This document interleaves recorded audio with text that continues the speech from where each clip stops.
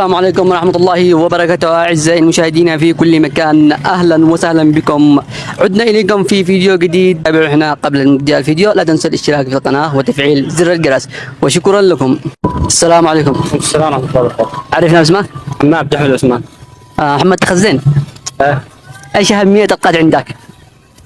يعني أهم نفسي.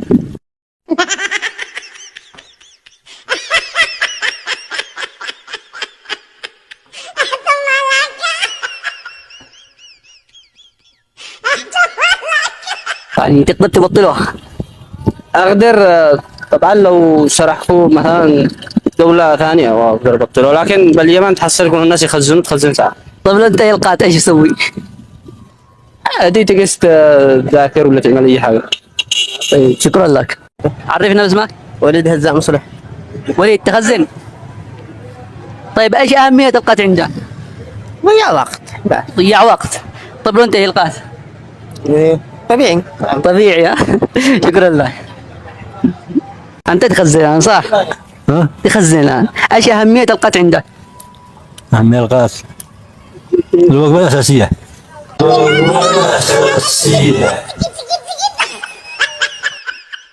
الوجبة الأساسية. طيب لو انت القات ايش بتسوي؟ لو انت القات ايش بتسوي؟ طبيعي. شكرا لك. عرفنا اسمك؟ أكرم. أنت تخزن ولا لا؟ أيوة. طيب إيش أهمية القطع عندك؟ كيف؟ أهمية القطع عندك؟ يدي نشاط يدي حيويات. دي نشاط. منه ضرر ما فيش، منه فايدة، خرب علينا ناس في هذه البلاد. طيب لو أنت القات إيش بتسوي؟ طبيعي. طبيعي عادي. شكرا لك. السلام عليكم. وعليكم السلام. عرفنا اسمك؟ محمد الزعري. محمد. إيش أهمية القطع عندك؟ ها؟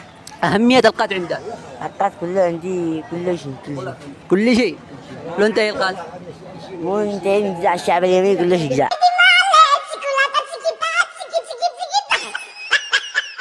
شايف يعني يقول لك يجزع. شكرا لك. عفوا. السلام عليكم. عليكم السلام. عرفنا اسمك؟ عبد الرحمن رشيد. عبد الرحمن. تخزن ولا لا؟ بأي أهمية القطع عندك؟ طبيعي. طيب لو أنت القطع إيش بتسوي؟ عادي. إيش أهمية القطع عندك؟ كله طعم ها؟ كله سوا. طيب لو أنت القطع إيش بتسوي؟ انت كله احنا انتهي. شكرا.